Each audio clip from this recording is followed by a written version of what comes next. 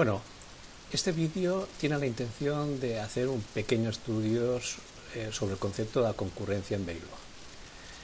Sabemos que el Verilog sirve para modelizar sistemas digitales que son esencialmente paralelos y que evidentemente estos modelos van a correr fundamentalmente en máquinas de arquitectura fundamentalmente secuencial.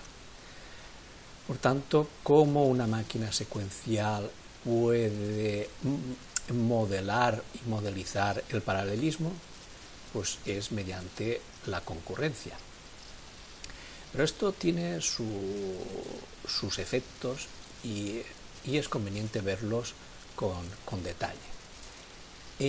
Lo vamos a ver mediante una simulación y inmediatamente después intentaremos aplicar ciertas técnicas para controlar el flujo de ejecución en ese mundo paralelo o de concurrencia, ya hablando desde el punto de vista de cómo se modeliza ese paralelismo. El esquema que vamos a seguir es evaluar las consecuencias cuando uno trabaja de ese modelo concurrente, el ver cómo yo puedo, mediante el zero delay, controlar algo, digamos, ese posible indeterminismo que manifestaremos en el primer punto. También podremos hacer un control de flujo de ejecución mediante eventos nombrados. Y por último veremos una posible aplicación de la introducción de las asignaciones non-blocking frente a las inicialmente establecidas y creadas para Verilog que fueron únicamente las blocking. Supongamos que tenemos un shifter que queremos simular. En principio, nosotros cuando hacemos modelización RTL para síntesis, pues solemos utilizar un código como el que tenemos aquí en la parte derecha como comentario, ¿vale? Es muy adecuado para herramientas de síntesis y muy sencillo para ser procesado, pero nada nos impide en Verilog, y ya pensando en que no vamos a utilizar una herramienta de síntesis sino como modelo, el que yo pueda de alguna forma deshacer este always en 4 always que están funcionando en paralelo, cada uno dedicado a uno de los bits. Como podemos ver aquí, uno para el bit 3 que coge la entrada serie, otro para el bit 2 que coge el valor que hubiera en el bit 3 y así sucesivamente para cada uno de los 4 bits del registro de desplazamiento. Bueno, si yo lo distribuyo en 4 always, aquí es donde empieza la idea de la concurrencia. En Verilog todo es concurrente y por tanto todos los always, asignaciones y estructuras, que podrían ser por ejemplo instanciaciones, que yo encuentre dentro de un módulo, en principio funcionan en paralelo.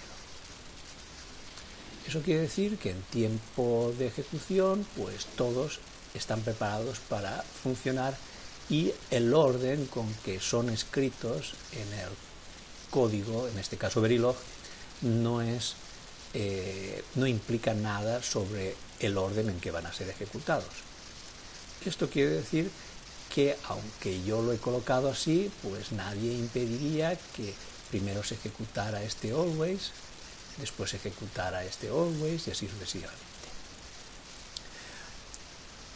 Supongamos que los always aquí implicados todos fueran activos en el mismo instante físico, lo cual no es inhabitual puesto que todos están sensibles al flanco de subida del reloj. ¿En qué orden se ejecutan o son de alguna forma procesados, mejor dicho, estos 4 always sensibles al reloj? Pues el orden es indeterminado. Claro, eso desde el punto de vista del resultado de simulación puede hacer que tengamos un comportamiento u otro dependiendo de cuál de los 4 always se ha ejecutado en primer lugar o procesado, mejor dicho, cuál en segundo lugar, cuál en tercer lugar y cuál en cuarto lugar. Se supone que cuando lo vas a simular con una máquina siempre reproducirá el orden, pero ese orden es indeterminado. Lo cual podría suponer en una máquina que el orden fuera justamente de arriba a abajo, o en otra máquina un orden totalmente diferente. Pero a nosotros lo que nos importa es que el modelo, evidentemente, pasaría a funcionar correctamente o el modelo pasaría a no funcionar correctamente.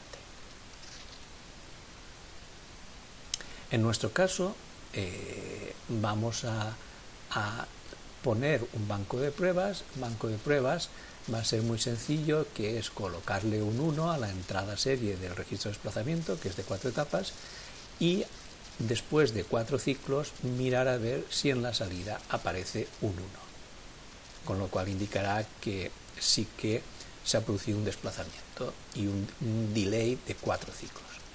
Si no es así, pues mostraría un mensaje de que el registro no funciona. Vamos a verlo. Vamos a ejecutarlo.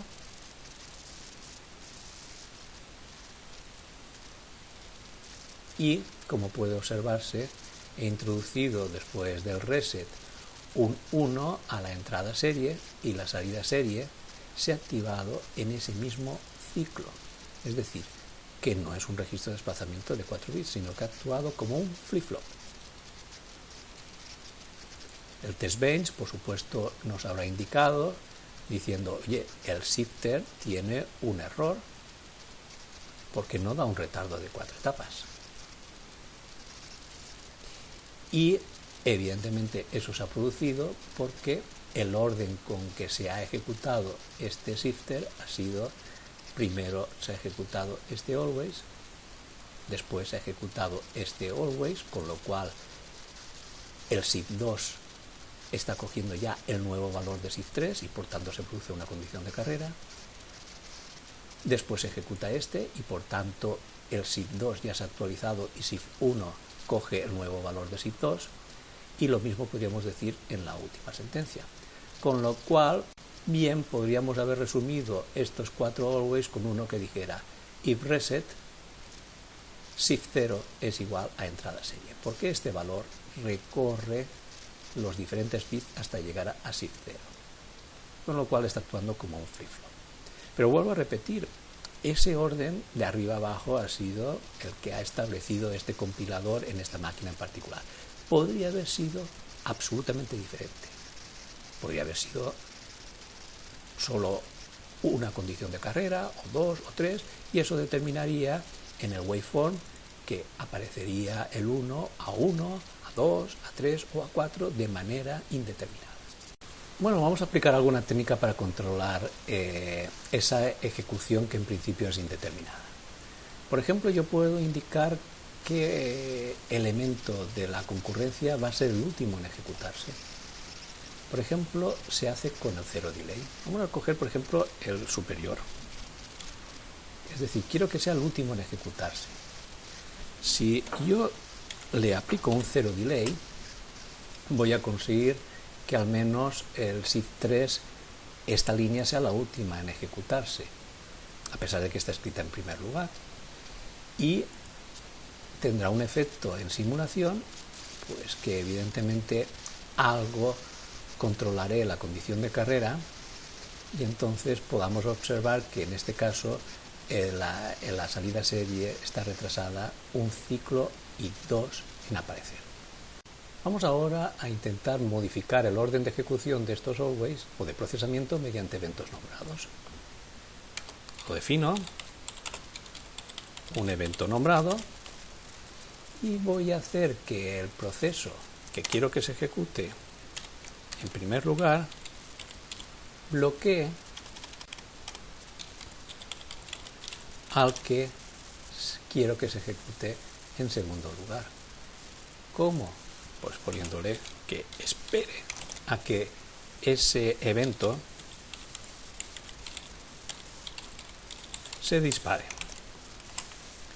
De esta forma yo voy a conseguir esa variación del orden y en principio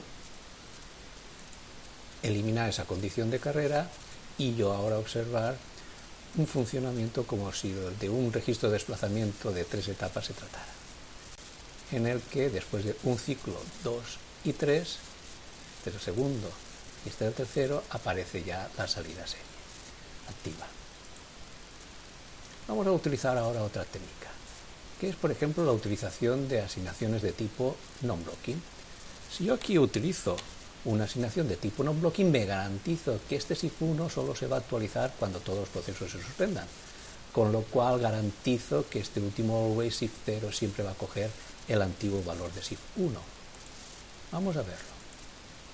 Volvemos a ejecutar y observaremos ya ahora en el waveform el funcionamiento completo y correcto de un registro de desplazamiento en el que tenemos un retardo de 4 ciclos de reloj.